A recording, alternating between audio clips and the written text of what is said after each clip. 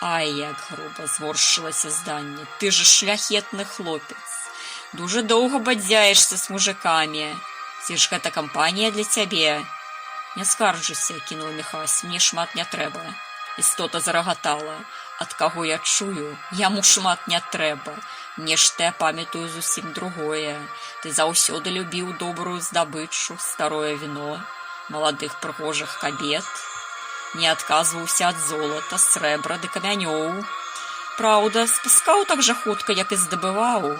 Ты для цябе ж было толькі задавальненнем ізноў адпраўляцца кудысьці на край свету, каб праліваць кроў людзей, якія табе нічога дрэннага не зрабілі, якіх ты нават не ведаў.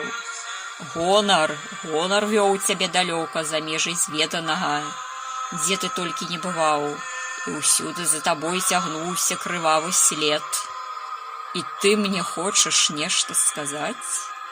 Здання шчэрылася, а потым з выклікам глянула на Міхася, прышчурыўшы плаючыя вочы. Гэты твар калісьці можна было б назваць прыгожым, але ж з цягам часу ён згубіў усё чалавечае. Адзінае пачуццё, якое ён вызываў, быў жах. Ірацыянальны, усеабдымны, зводзячы з розуму. Міхась прыстальна ўглядваўся ў жоўтыя вочы. Здаецца, пытаўся прачытаць сакрытыя ў іх думкі. Голад хітра ўсміхаўся. Нават не спрабуй. І раптам Міхась адчуў такі моцны боль, быццам бы яго галаву сцягнулі распаленым абручом. А потым моцны штуршок. Але ж намаганнем волі ён здолеў утрымаць ярасць здання ў межах круга.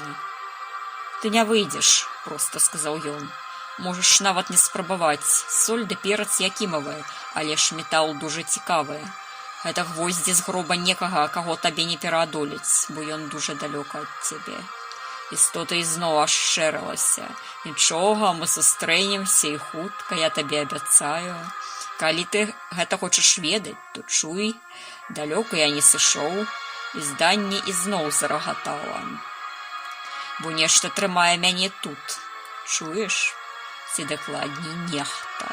Тут вочы істоты звалакло нечым, што магло бы здацца пачуццём. Але ж яно было такім жудасным, што наогул не нагадвала нічога з жывых эмоцый. Пачуццё мерцвяка да жывога. Гэтак яно выглядала і адчувалася. Можа, істота была мёртвай, і мёртвай даўно». Міхась скалануўся. «Так, я смерць», – прагаварыла істота, і рысы сказіліся, быццам пачалі тлець, і амаль абцягнулі востры чэрап. «Я быў мёртвы, ды вы мяне ўзнялі, і гэта мне падабаецца, бо я тут мёртвы паміж жывых, і забіць мяне ўжо не можна». «Гэта!»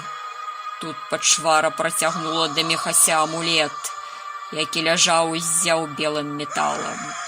Каштоўная рэч у вялікай чорнай далоні. «Гэта дар яе!»